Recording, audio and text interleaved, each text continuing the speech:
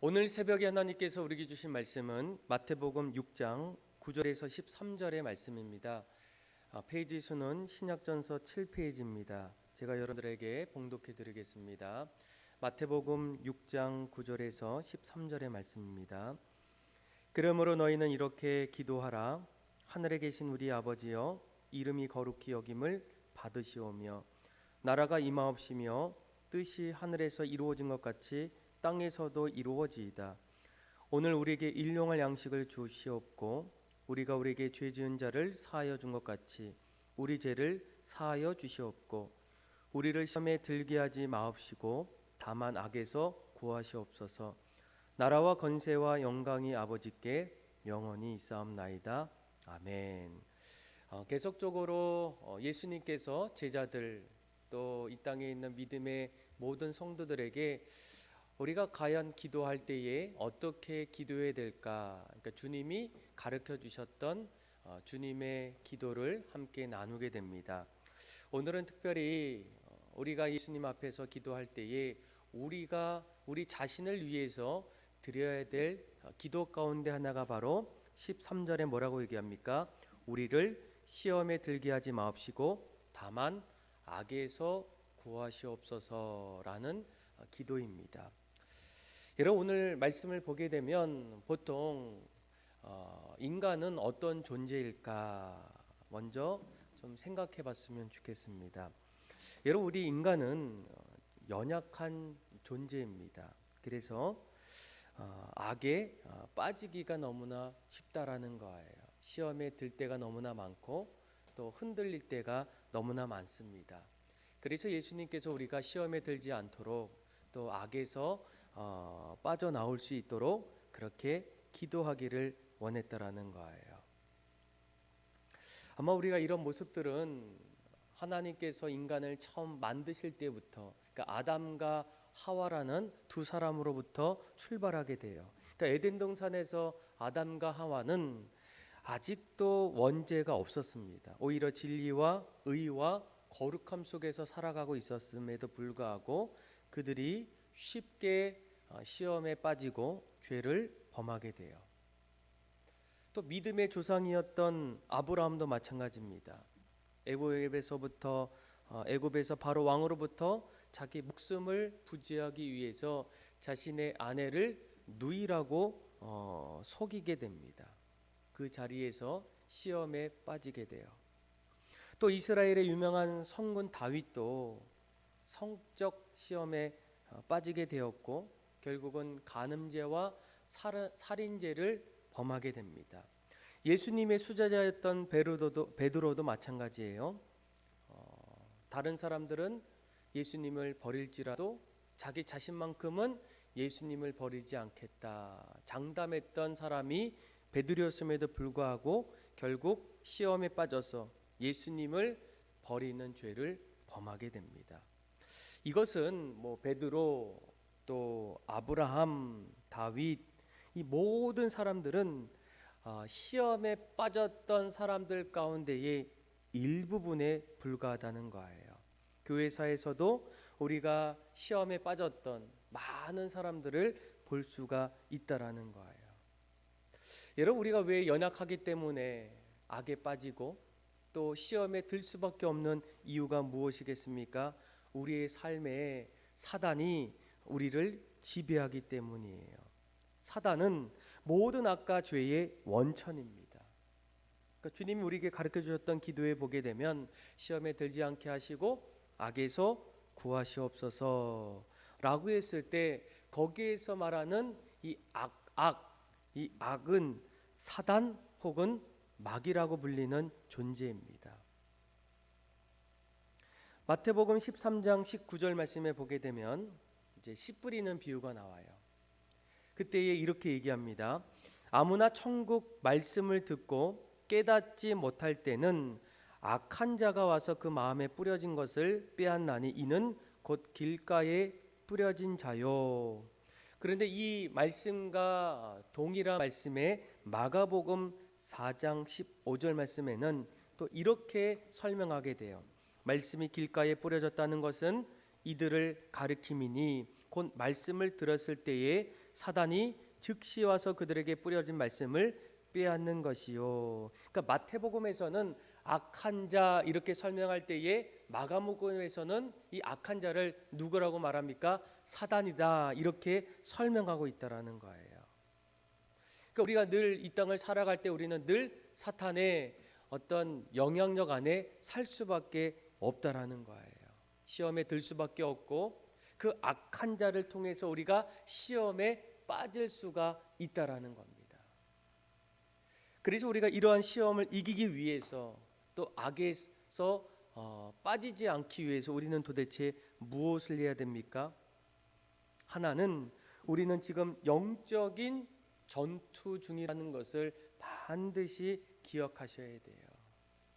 그러니까 영적인 싸움이 지금은 휴전이고 괜찮다라는 생각보다는 여전히 아직도 앞으로도 끊임없이 우리는 세상 속에서 영적인 전쟁 속에서 살고 있음을 기억하셔야 된다는 거예요. 다른 말로 말하면 지금도 우리는 마귀와 죄와 싸우고 있다라는 거예요. 여러분 싸울 때에 그 싸움에서 지지 않기 위해서 또 물러서지 않기 위해서 그 전쟁에서 승리하기 위해서는 가장 먼저 그 전쟁에 임할 때에 정신을 어떻게 해야 됩니까? 바짝 차려야 한다는 거예요. 우리가 이것을 인식할 때에 달라지는 것은 무엇이겠습니까? 우리의 행동과 마음가짐입니다. 마귀에게 틈을 주지 않기 위해서 또 사단과의 전쟁에서 승리하기 위해서는 끊임없이 몸부림을 칠 수밖에 없다라는 거예요. 그럴 때 우리가 분별할 수 있고 또한 영적인 싸움에서도 쉽게 물러서지 않고 악에 빠질 수도 없다라는 겁니다. 여러분 우리가 먹는 것에 대한 욕망, 사람들이 넌 너무 죄가 많다 이렇게 말할 때 죄일까요? 죄가 아닐까요? 그러니까 우리가 이 먹는 것도 어느 순간부터 분별하지 못하면 탐식으로의 죄가 됩니다. 또 잠을 자고 싶은 것은 죄일까요? 아닐까요? 당연히 우리가 하루하루 살다 보면 푹 쉴 수 있는 그런 휴식의 자리가 필요하겠죠.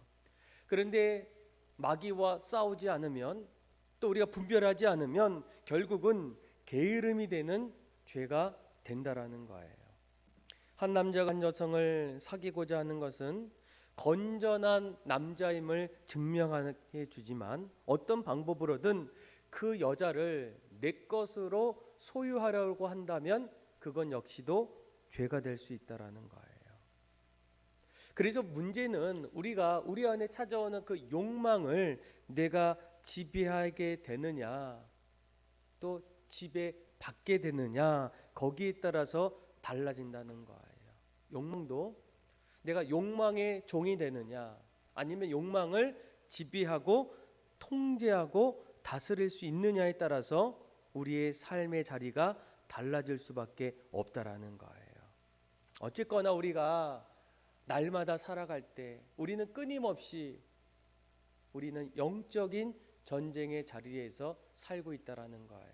정신을 바짝 차리고 그 싸움에서 지지 않기 위해서 늘 긴장하면서 우리의 삶이 영적인 전쟁임을 먼저 기억하셔야 돼요. 두 번째로는 이 영적인 전쟁, 시험, 악에 빠지지 않기 위해서는 우리가 사단과의 대적하기 위해서 하나님의 전신갑주를 취하셔야 돼요. 아마 작년 말에 이제 그 축구 좋아하시는 분들은 알 것 같은데요. 우리나라 선수 가운데에 이동국 선수가 이제 은퇴를 했어요.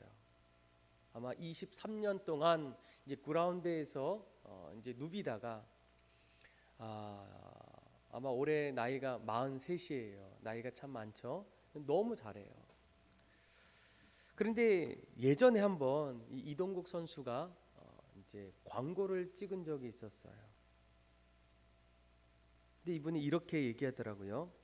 하루를 쉬면 운동선수죠. 매일 운동해야 되는데 하루를 쉬면 내 몸이 알고 이틀을 쉬면 상대방이 안다라는 거예요. 그러니까 뭘 말하겠습니까? 내가 날마다 내 자신을 연단하지 않고 훈련하지 않으면 상대방과의 싸움에서 경기에서 뒤처지고 또 따라갈 수가 없다라는 거예요. 여러분, 우리도 영적인 싸움이 날마다 우리의 삶 속에 일어나고 있다면 그 싸움에서 이길 수 있는 사도 바울이 말했던 전신, 영적인 전신 갑주를 취하라는 거예요. 그래서 이 사도 바울은 에베소서 6장 12절에 뭐라고 얘기합니까? 우리의 씨름은 우리의 싸움이죠. 혈과 육을 상대하는 것이 아니요 통치자들과 권세들과 이 어둠의 세상 주관하는 자들과 하늘에 있는 악한 영들을 상대한다라는 거예요. 그래서 그 전쟁에서, 그 싸움에서 반드시 이기기 위해서는 전신갑주, 무엇을 얘기합니까?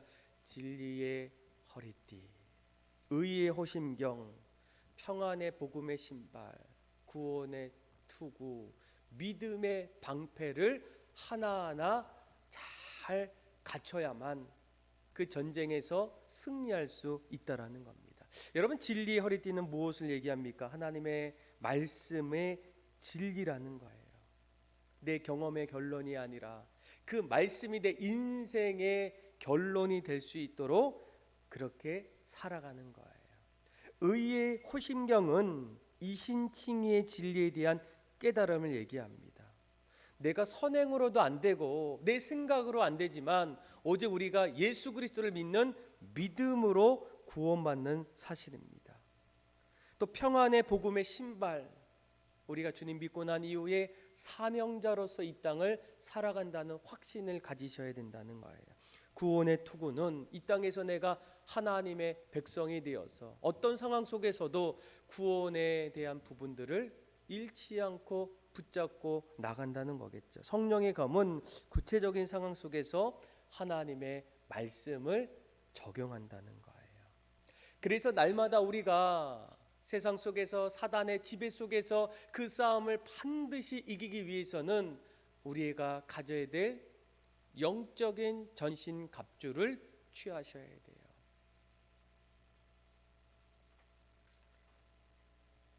그래서 정말로 그런 모습 속에서 날마다 주님 앞에 흔들리지 아니하고 시험에 빠지지 않고 악에 들지 않는 그런 인생을 하나하나 살아갈 수 있다라는 거예요.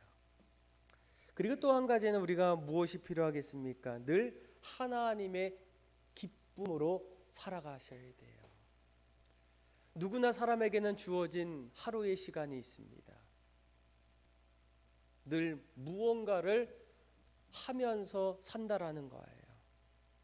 우리가 정말로 하나님 성령의 일을 하나하나 하게 되면 성령의 일은 육체의 소욕과 함께 할 수가 없어요. 또 반대로 우리가 육체의 길을 한 걸음 한 걸음 내딛다 보면 결국 하나님이 기뻐하는 그 일들을 점점 멀리할 수밖에 없어요.